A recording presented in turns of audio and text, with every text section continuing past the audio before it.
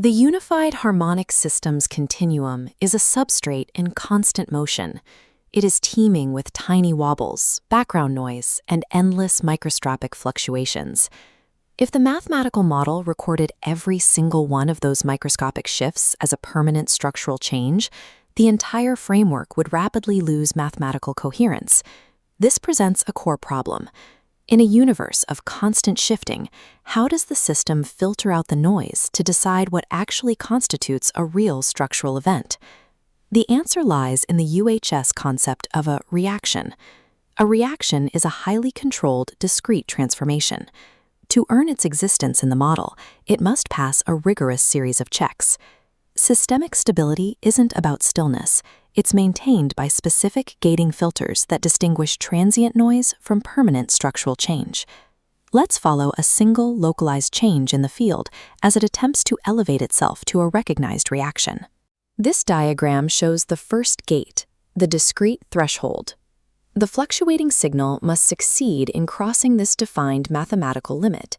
If it falls short, it is ignored as ambient noise. But crossing that line merely promotes the fluctuation to a candidate state. It is not yet fully admitted into the system. Next, it faces the invariant check. Looking at the expanded timeline, the system tracks sequences over time to prevent cumulative errors. Here, we see 3 rapid, successful signal conversions passing that initial step. A failure occurs when a 4th rapid conversion attempts to take place. While it may cross the threshold individually, it pushes the system's cumulative drift beyond acceptable limits. The system's invariant rules identify this violation.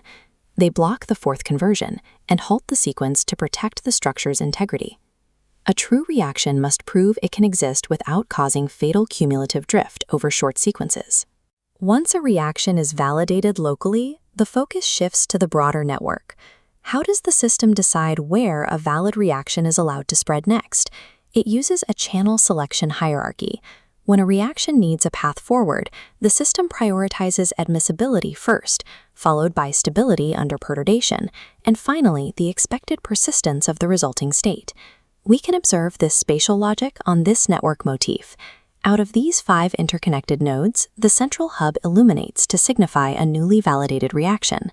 That initial activation triggers 2 adjacent neighbor nodes simultaneously, and the reaction begins to cascade. Suddenly, the spreading activation hits a corridor-limited edge. This is a specific pathway where the admissibility conditions fail. This bottleneck forces the spread to a stop. The event is contained as a partial cascade, rather than sweeping through the entire network. These channel selection rules act as spatial firewalls, ensuring localized changes don't unintentionally propagate into wider network-level reconfigurations. So what happens to the few reactions that successfully clear each of these validation gates?